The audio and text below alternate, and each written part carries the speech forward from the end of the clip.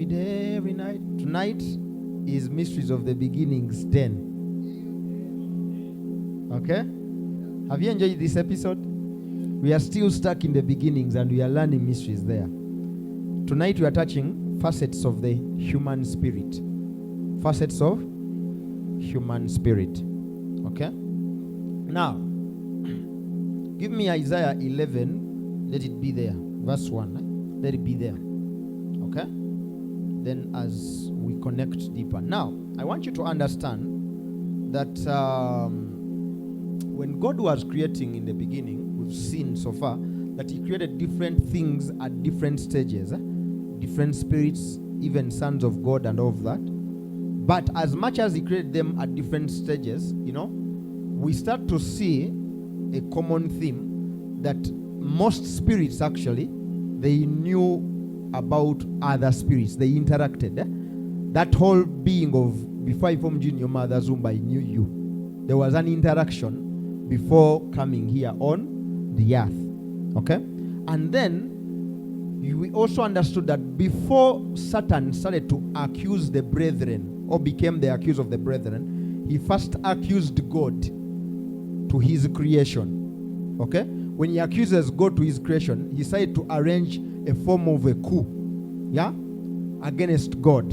So you hear it in Isaiah 14, starting from verse 12, that I shall ascend above the stars, I shall make myself like the Most High, and of that. Then you see it also in Revelation, where he is drawing a third of the stars with his tail. Revelation 12. So you see that.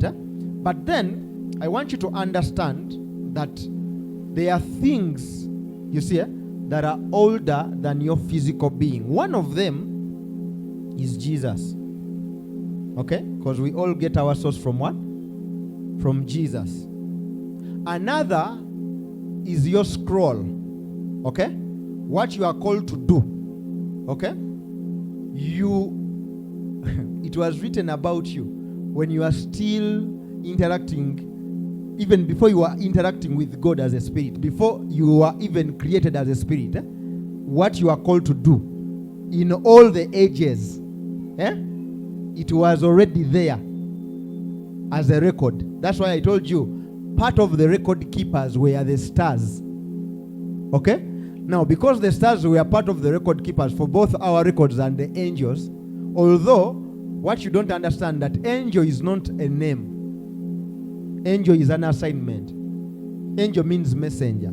You yourself, you can be an angel. That is why when John is writing to the 7 churches in Revelation, he speaks about the leaders of those churches as to the angels of the 7 churches. Yes, the leaders had angels spiritually, but even them, they are referred to as angels. You get what I'm saying? So that's why I explained to you that when you see stars being drawn there, the conversation is broader. What you have to understand over time, because many people and many preachers and many ministers do not have a background of studying. Okay?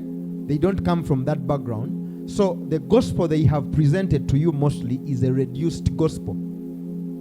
There are things that are almost taboo. They can't touch them because they've reduced their understanding of certain scriptures to particular things. But I'm telling you, and I'm going to qualify all of these things by scripture. Okay? So there is, Jesus is what? Jesus being the beginning, the reference point of all of us. Your scroll, there are ages before this age that you went through, that you interacted in. That's why I told to you about wars, and I talked to you about beings that existed before Adam entered the garden. And some of you, probably you couldn't believe me. Till I started to touch last fellowship where I started to speak to you that some of the things you see in magic movies, where they are showing you creatures like elves, different creatures. Those creatures are pre-Adamic. Okay? And I was trying to show them and show you things in the scripture. Things that probably you don't hear everyday church touching.